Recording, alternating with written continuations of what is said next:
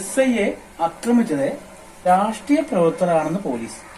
ആക്രമണത്തിൽ SIയുടെ ചെവിയുടെ ഡൈഫ്രത്തിനെ നാടാറാണല്ലോ വരുന്നത്. എങ്ങനെ ഒഴിവാക്കും? അല്ലേൽ ഈ വീട് തന്നെ തള്ളി മറിക്കും. അല്ല, ഇതാരി നാടാറി കേട്ടണോ? നിനക്ക് കോട്ടയത്തിൽ നിന്നോ മറ്റോ പുതിയ വിരുന്നുകാരൊക്കെ വന്നിട്ടുണ്ടെന്ന് പറയുന്നത്.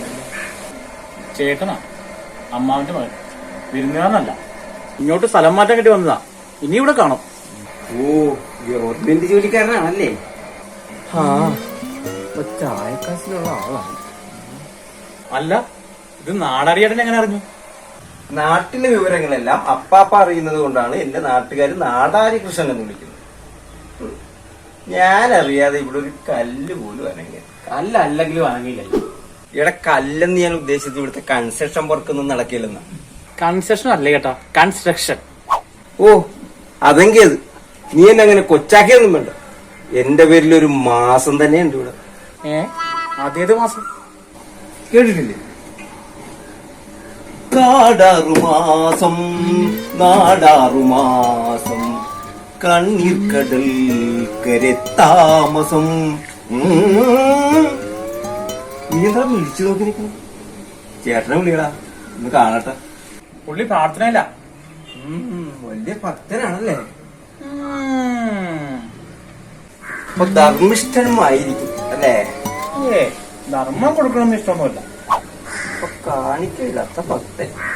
അതെ, പക്ഷെ കണ്ടിട്ട് ചേട്ടന് വല്ല പ്രയോജനമൊന്നുമില്ല.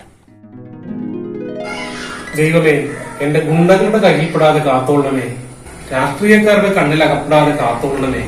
രക്ഷാപ്രവർത്തനം നടത്തുന്നവരിൽ നിന്ന് എന്നെ ഒഴിവാക്കി തരണമേ. എന്താണ് ചേട്ടൻ ഇതിനു മാത്രം പ്രാർത്ഥിച്ചത്? ഓ, വിവാഹിതനായിരിക്കുമല്ലേ? പത്രം കാണാറില്ലേ? എന്തൊക്കെ അക്രമങ്ങളാ നാട്ടിൽ. സാധാരണക്കാരന് ഭയമില്ലാതിരിക്കുന്നു. ഗുണ്ടായിസ്റ്റിനാണെങ്കിൽ എല്ലാ രാഷ്ട്രീയക്കാരും സപ്പോർട്ട്. അത് ശരിയാ, ഈ അക്രമികളെയൊക്കെ സംരക്ഷിക്കുന്ന രാഷ്ട്രീയക്കാരൻ. എന്തെങ്കിലും ഭീഷണി ഉണ്ടെങ്കിൽ പോലീസ് സ്റ്റേഷനിൽ ഒരു കംപ്ലൈന്റ് കൊടുത്തുകൂടെ? പോലീസിന് രക്ഷയില്ല. SIയുടെ ചെവി അടിച്ചു പൊളിച്ച വാർത്ത കണ്ടില്ലേ?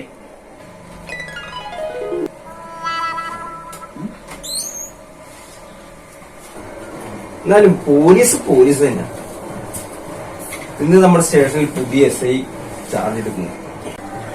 ആള് ഗജക്ക് ഇല്ലാടിയ. നിങ്ങളൊന്ന് പോയി കാണും. എന്റെ പേര് പറഞ്ഞാൽ മതി. പറഞ്ഞു വരുമ്പോ നമ്മുടെ ഒരു ശിക്ഷനാണ്. എന്റെ പേര് ഞാൻ പറയാം. വേണ്ട, പറഞ്ഞാലും ഞാൻ ഓർക്കില്ല. ഓർമ്മക്കുറവുണ്ടേ, പ്രായത്തിന്റെ. ഇപ്പോൾ സ്ഥലം മാറിപ്പോയ SIയും ശിഷ്യനാന്ന് പണ്ട് പറഞ്ഞായിരുന്നു.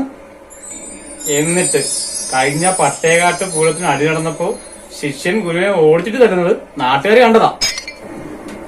അത് അന്ന് അവന് ഓർമ്മക്കുറവുള്ളതാണ്. പക്ഷെ ഇതതുപോലെയല്ല.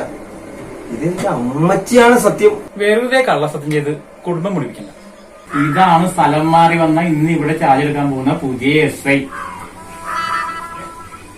തന്നെ പേടിച്ചിട്ട് യൂണിഫോം ഇടുന്നുണ്ട് പ്രാർത്ഥിക്കാൻ കഴിയാ പാവം.